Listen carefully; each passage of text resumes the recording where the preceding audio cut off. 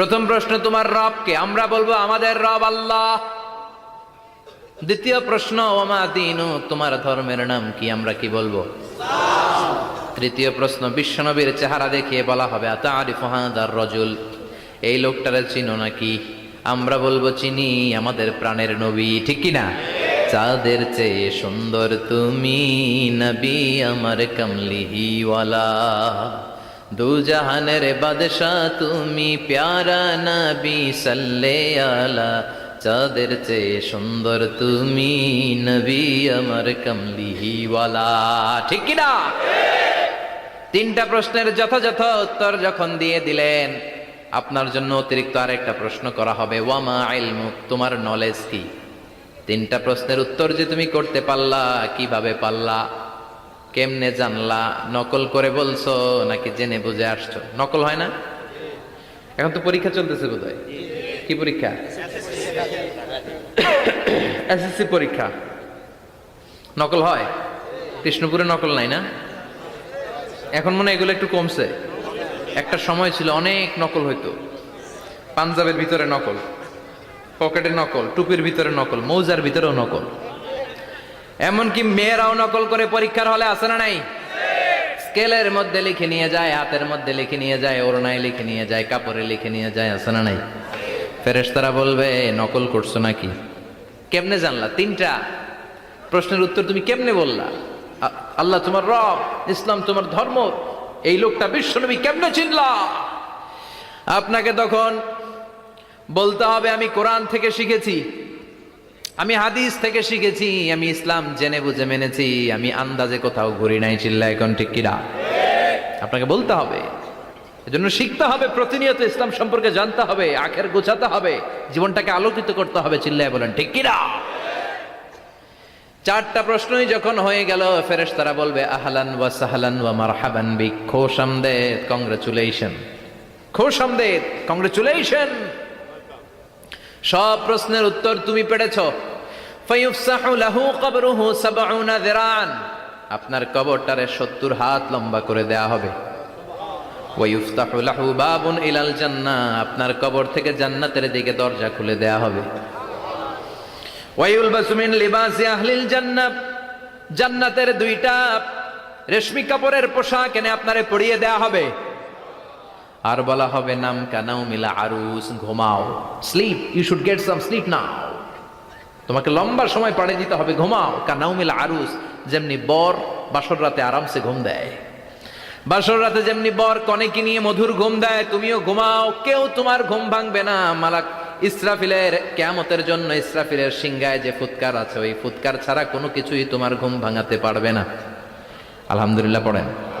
আল্লাহ আমরাও যেন চারটা প্রশ্নের উত্তর দিয়ে লম্বা একটা ঘুম দিতে পারি, পড়ে না আমিন। ওয়াম্মাল কাফির ওয়া আহলুশ শিমাল, আর ইসলাম বিরোধী যারা, তাদের সামনে আসবে মালাকান আসওয়াদান আজরাকান, কৃষ্ণ বর্ণের দেহ, নীলাভ বর্ণের দুটো চোখ, গায়ের রং কালো, চোখের রং নীল। দেখতে কেমন লাগে? আলিফ লাইলার ভূতের মতো, কথা কন। গায়ের রং কালো, চোখের রং নীল। ফেরেশতা দুইটা আসবে, এসে ত্রাস সৃষ্টি করবে, এসে বলবে বল তোর রবের নাম কি? মার রব্বুক। ইসলাম বিরোধী মুশরিক, কাফের, নাস্তিক এরা বলবে আমি জানি না আমার রবকে, আমি জানি না, আমি তো আজীবন শুধু চেয়ার করেছি, মদ খেয়েছি, আমি ধর্ষণে সেঞ্চুরি করেছি দুনিয়ার বুকে, আমি টেন্ডারবাজি করেছি, চাঁদাবাজি করেছি, আমি মাস্তানি করেছি, আমার দাপটে এলাকার ইসলাম প্রিয়রা বাসায় ঘুমাতে পারে না। আমি ছিলাম টেন্ডারবাজ, আমি ছিলাম গডফাদার, সন্ত্রাসীদের লিডার, আমি ছিলাম ডন 1 2 3 সব, আমি ছিলাম ডনের ডন,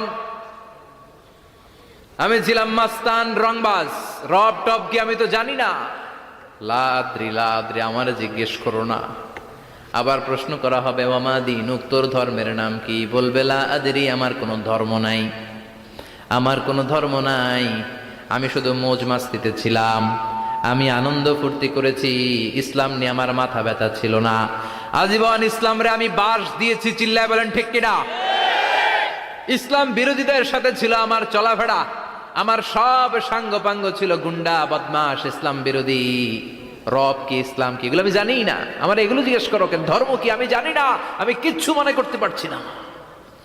3 নাম্বার প্রশ্ন করা হবে, আতারিফু হাদার রাজুল, দেখো তো এই লোকটারে চিনো কিনা? কয় না, চিনি না, তবে মনে হয় এই লোকটারে দুনিয়ার বুকে আমি গালি দিতাম, এই লোকটার বিরোধিতা করতাম, ব্লগের মধ্যে এই লোকটার ব্যাপারে কুৎসা রটনা করতাম, এই লোকটার কার্টুন বানিয়ে আমি হিংসা ছড়িয়ে দিতাম, এই লোকটার ব্যাপারে আমি এলাকার মধ্যে অপপ্রচার চালাতাম। ফেরেশতারা বলবে তাই? এই ছিল তো ডিউটি, দাঁড়া এখনই আমাদের খেলা শুরু, এখনই শুরু।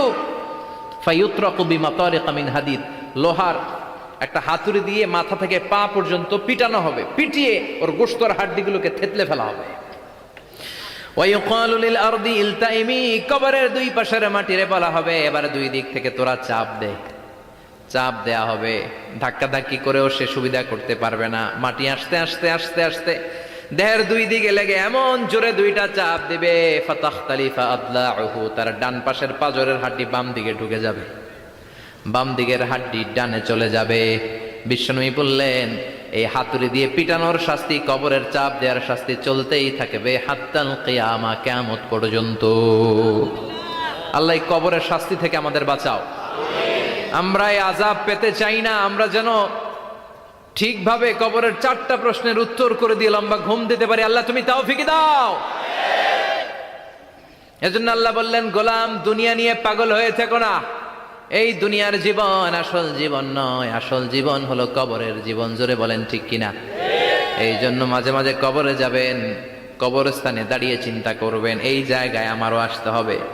দিন যাবে, রাত আসবে, বৃষ্টি হবে, শীত আসবে, কেউ আমার দেখতে আসবে না, একা থাকতে হবে, একা, বড় একা, অন্ধকার, বড়ই অন্ধকার।